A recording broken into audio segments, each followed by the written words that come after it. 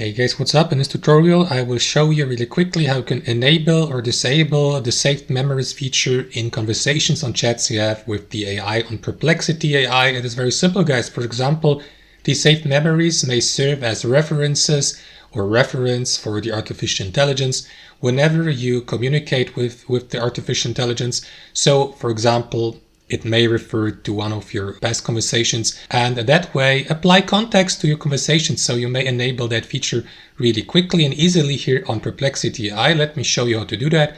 Head over to Perplexity AI, log into your account, and you will need to be logged in with your user account, guys. If you click on that button or profile icon in the bottom left corner, you can't use that saved memory feature and use them as a reference if you're logged in with the incognito mode, because conversations in the incognito mode don't get saved as memories, so you can't use them in the incognito mode, but you can use them through your own user account. To do that, simply head over to personalization here, and what you want to do after that, guys, is scroll down a bit to get to the personal search and memory feature here, and simply make sure that reference saved memories, that feature is turned on here to the right.